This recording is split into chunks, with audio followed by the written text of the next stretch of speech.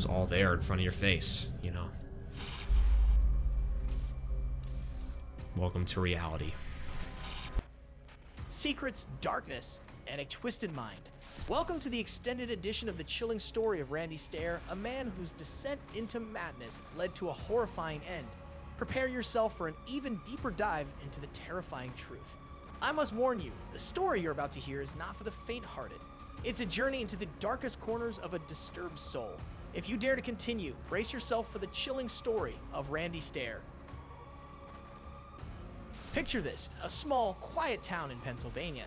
It seems like the perfect place to raise a family, but lurking in the shadows is a man with a terrifying secret. Who is Randy Stair and what drove him to commit the unthinkable? Before we dive deep into Randy Stair's horrifying story, I need you to hit that subscribe button and click the bell icon to stay updated with our spine-chilling stories. Born on September 17, 1992, Randy Robert Stair was the only child of Bob and Lori Stair. They lived a seemingly ordinary life in the quiet town of Dallas, Pennsylvania.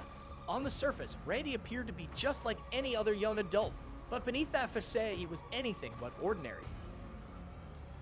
Randy's childhood was mostly uneventful, with no apparent signs of the darkness that would later consume him. He attended Dallas High School, where he was described as a loner by his classmates. He had a small circle of friends, but he never quite fit in. As Randy entered his teenage years, he became increasingly withdrawn and struggled with feelings of isolation and depression. And high school, I was that typical jaded teenager, you know, just don't want to be here, don't want to do anything. I'm bored with my life. I don't know what to do. I don't know where to go. You know, the typical teenage drama you deal with. And he found it difficult to connect with his peers and felt like an outsider in his own life. Randy's parents were both religious, and they tried their best to raise him with a strong moral compass. They encouraged him to attend church and participate in religious activities. But as Randy grew older, he became increasingly disenchanted with religion and began to question its relevance in his life. And then all he seemed to care about was like me getting a full-time job and making money and then trying to move out of the house and start my own life and all this, which I knew I was never going to do. Prime example of people I hate in this world. Prime example of someone who could be nice and happy and easygoing and joking one day to better straighten out your life the next. I thought I could be bipolar too. Good Lord. I hate my profession. I want to quit. Find another job. That's what you tell me to do. You hated your job for years. What'd you do? You took it out on your family. As the years went by, the darkness within Randy grew, and it wasn't long before he began to explore his most twisted thoughts. But what could have possibly ignited this dark spiral?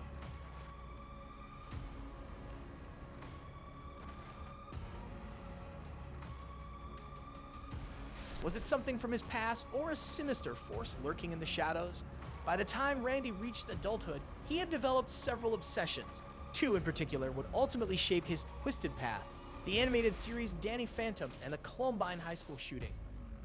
But Eric Harris had a white t-shirt, black text, natural selection. I bought 3 of them, yet none of you knew what it meant, which blew my mind. I didn't want to tell you that, so I kept that under wraps.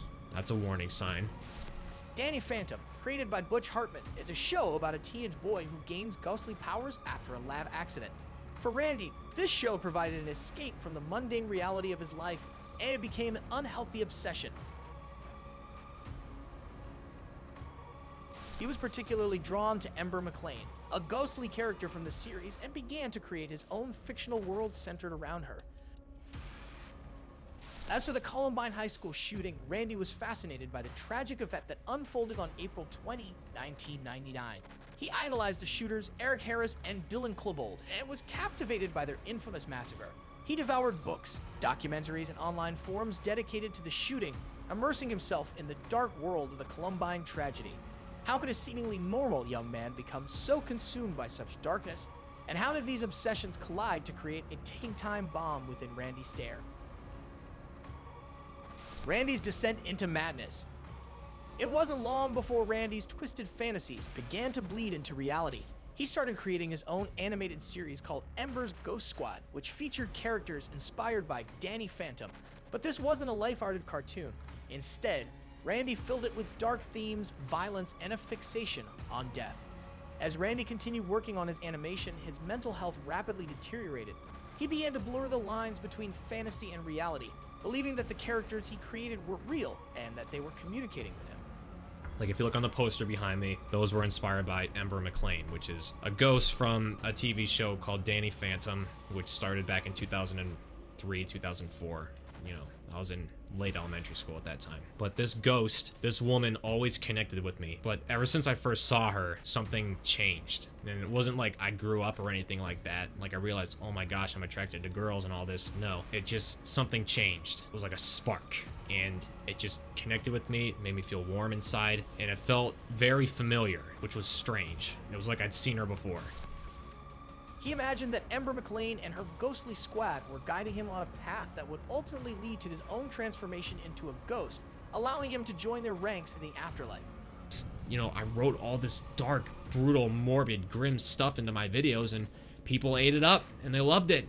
They didn't realize that I actually meant it all. I started posting on all my social media how I really felt. Ember was always there in this dark place, like I mentioned. She fueled me to do this. It was like she told me to do this. Do it for the Ghost Squad. You know, we need more souls. Randy's obsession with Columbine continued to grow, and he started planning his own massacre. He believed that if he carried out this heinous act, he would be reunited with the fictional characters from Ember's Ghost Squad in the afterlife. He meticulously researched weapons, studied the tactics of mass shooters, and even created a detailed timeline for his planned attack. The darkness within Randy was now consuming him. As he prepared for his final act, what chilling signs did he leave behind? And could anyone have seen the horror that was about to unfold? Ready to die. Ready to go. 6 more nights, it'll all be over. You hear that? That's how quiet it's gonna be in my house for a week. I want to know how everyone's going to take this. How much they're going to cry. How long are they going to cry for? For all I know, this story could just be headlines one day around here and then be gone. It might not even become anything for all I know. In the months leading up to the horrifying events, Randy left a trail of disturbing clues on social media. Not leaving right this second. It could be a year, it could be a little bit longer than that. I don't have anything set in stone or anything like that. There's multiple reasons for it. I don't know, I don't really know what to say. It's just like, I'm leaving in like a year. He posted about his love for Columbine, his admiration for the shooters, and his dark fantasies. As the date of his planned attack drew closer, Randy uploaded a series of chilling videos to YouTube, hinting at what was to come. 14, 13, 12 days away from doing this, you know? This is it. There's a lot on my mind. If you're in my position, you'd have a lot on your mind too. Every day, I have to make count, you know? This is it. Just under 2 weeks to live. You got 2 weeks to live. What do? Goddess forbid, if somebody does see me blocking the exits, I don't know what they'd say. I don't know what I'd say. Tired of the same old routine. Tired of everything but my girls. That's really it. In these videos, he spoke about his desire to die, his belief in the afterlife with his fictional characters, and his obsession with the Columbine shooters. He even filmed himself practicing with the shotgun he would later use in his gruesome attack. I got it! I got it! 2 Mossberg 500 shotguns! My boss has been trying to get on day shift or second shift. He had an opportunity to get it, but the way things are looking, he's not gonna get it. So then also put me like on the clock here because it's like he's been trying to look for other places to work. The way I see it, I can just barely have enough time to do all this within 4 weeks. I want it to be the night of June 9th. I can't tell my parents that I have 2 shotguns now. They know I have the one, but then if they see that I have the exact same gun, but 2 inches shorter on the barrel, it'd be like, why do you need that? And that's when it starts to get into like personal stuff. Like, why do you need 2 shotguns? You're scaring me. Please don't start buying more guns. You know, I have all the pieces. I'm just waiting on getting some eyeliner. So far, it's been okay. I've gotten an occasional like, why are you obsessed with this Columbine? But other than that, virtually nothing. I don't think people would actually like think I would actually consider doing something like this. Despite the alarming content of these videos, none of them garnered enough attention to raise suspicions among authorities or his community. With the clock ticking, Randy Stair's twisted plan was set in motion. What happened? What the happened, man? This is surreal right now, but I can't believe I'm saying this, but I think this is gonna be my last video. I don't know what will happen to my channels after this. I don't know what people are gonna think of me after this. It doesn't bother me, but just looking at everyone at the supermarket, the manager's coming in, just messing around, talking about this, and 4 more nights, your whole lives are gonna be turned upside down because of me. I'm gonna f your life up. I can't wait. I want that supermarket to be closed for like a month or go out of business. It's a crime scene. It's gonna be a crime scene. And then it'll be over. And then everything will just be thrown away. Whoever would have thought that a cartoon character would cause this to happen? A cartoon character. How can a cartoon character bring all this out in you? How is that even possible? The biggest question will always be, why? And I partially told you why. I'm not gonna tell you everything. And there's stuff that you still don't know about me that I'll never tell you. I'll take it to the grave. You want a chip? I'm not a psychopath. I don't hunt people down and kill them. I need to eat something substantial. I'm dying here. Take away YouTube, I'm nothing. I mean, there's other dimensions out there besides Earth. There's gonna be a big eternal war. I will be laughing my white ghost female ass off when I get messages saying, you know, I help people get through dark times, or I change their life, you know, or my videos make them laugh their ass off or put a smile on their face. You know, that's all I ever really wanted deep down. It wasn't there in the beginning. Like in the beginning, I just wanted to be like, I wanted to get famous from it. That was pretty much it. But I was like Onision that had an actual decent fan base, pretty much. Personally, I actually used to watch Onision back in 2009. I used to use his music in my videos, and I just sort of went like, all right, he's making really weird that I don't care about. So, because he would cross-dress and I'm like, no thanks. Even though I cross-dress myself. It's kind of funny. Pretty similar with some things we view.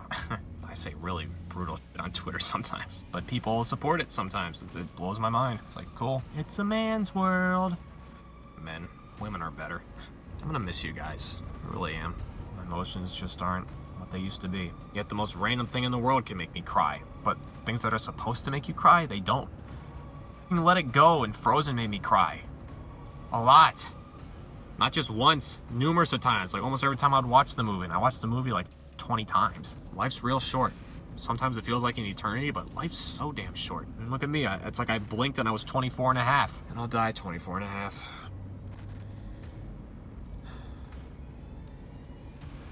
I sit here and I ask myself, would I do it all over again if I could? I'm gonna be dead before next week ends. I'll be dead. Legit dead. This is it. So okay, I'll miss you guys. I'll miss you a lot. Some of you, maybe I'll see you on the other side. And this is Andrew Blaze, signing off for the last time. Enjoy the rest of your lives. Andrew, out. What happened on that fateful night? And how did Randy's dark fantasies ultimately lead to a gruesome and tragic end? On June 7, 2017, Randy STAIR arrived for his late-night shift at the Wise Market supermarket in Eden Township, Pennsylvania, just south of Tunkhannock. It was closing time, and the employees were stocking shelves and tidying up after a day of business. As the clock approached 1 o'clock a.m., Randy executed his plan, barricading the exits and trapping his coworkers inside. Armed with 2 pistol-grip pump-action shotguns hidden in a duffel bag, he proceeded to shoot and kill 3 employees, Victoria Braun, Brian Hayes, and Terry Lee Sterling. Randy then stalked the aisles, causing destruction and chaos as he fired at merchandise and shattered glass. In a failed attempt to create even more devastation, he shot at small portable propane tanks, but they did not explode. Meanwhile, Kristen Newell, another coworker, remained blissfully unaware of the carnage unfolding around her. With headphones on, she continued to stock shelves and label items. Randy approached her, stopping for a brief moment before deciding not to shoot her and moving to the next aisle. This stroke of luck allowed Newell to escape and call 911. In the end, STAIR placed the loaded shotgun in his mouth and pulled the trigger, taking his own life. A total of 59 shots had been fired during the horrifying event. The aftermath of Randy's horrific actions has shockwaves for the small town of Dallas, Pennsylvania. As investigators pieced together the events of that night, they discovered Randy's online trail of disturbing content, which revealed the chilling depths of his twisted mind. Ready to die. Ready to go. 6 more nights, it'll all be over. You hear that? That's how quiet it's gonna be in my house for a week. I wanna know how everyone's gonna take this. How much they're gonna cry. How long are they gonna cry for? For all I know, this story could just be headlines one day around here and then be gone. It might not even become anything for all I know. It became apparent that Randy had been planning his attack for months, meticulously documenting every step of his dark journey. Okay, so here's the deal. Got a 1983 quarter right here. You believe in fate? Here's the fate test. I'm gonna flip this 3 times, or the best out of 3 rather, and if it's heads, I'll do it here. If it's tails, supermarket.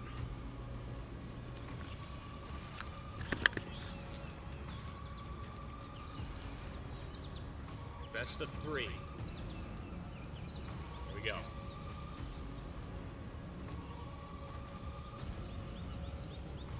I'm not gonna touch it. You will see it as I see it. If I can find it. There it is. That's the tails. See that? Two. Looking at it. New land use of air. Heads. Had to be, huh? Have to have it come down to the very last coin flip. Okay, this is it. For all the marbles. Except we're playing for like much more than marbles here.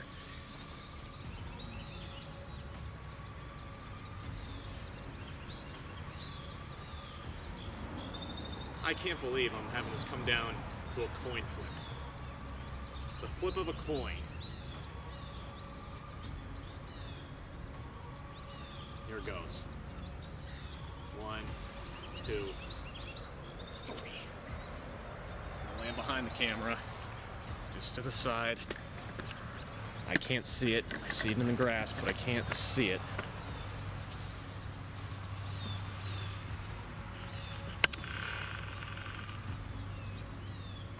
Tails. That is a tails, folks. Tails.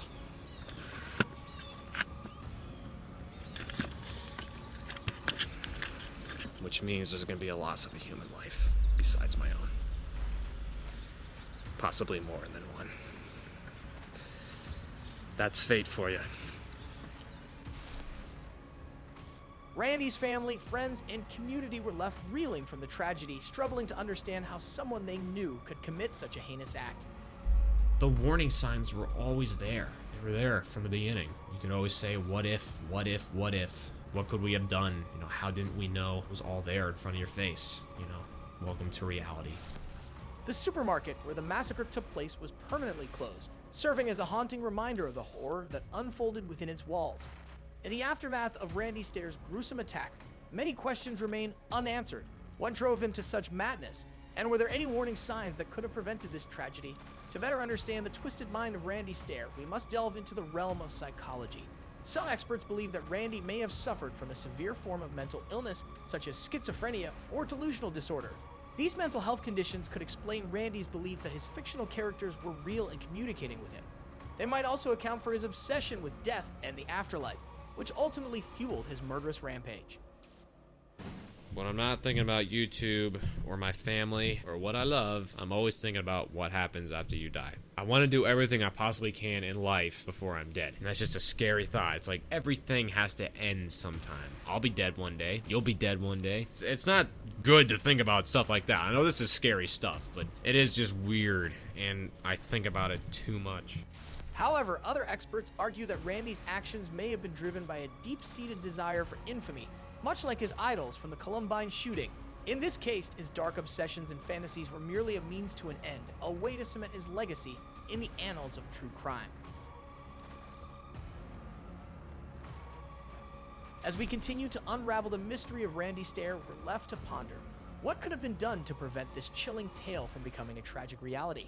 And what can we learn from this horrifying story to protect ourselves and our communities from the darkness that may be lurking within? While we may never fully understand the twisted mind of Randy Stair, his chilling story serves as a crucial reminder of the importance of mental health awareness and early intervention. Recognizing the signs of mental illness and seeking help can save lives, preventing tragedies like the one that unfolded in Dallas, Pennsylvania. Additionally, Randy's story underscores the power of social media as a platform for spreading dangerous ideas and ideologies. As a society, we must remain vigilant in monitoring and reporting content that promotes violence, hatred, or harm to others. Finally, let us not forget the victims of Randy Stair's horrifying actions, as well as the countless others who have suffered at the hands of disturbed individuals. May their stories serve as a stark reminder of the darkness that can reside within the human mind and the urgent need for empathy, understanding, and action in our world. Thank you for venturing deeper into the chilling story of Randy Stair. Continue to explore the mysteries of the human psyche by subscribing to our channel, and don't forget to share this video with those who dare to delve into the darkness. Until next time, remember to stay vigilant, for the shadows are never truly empty.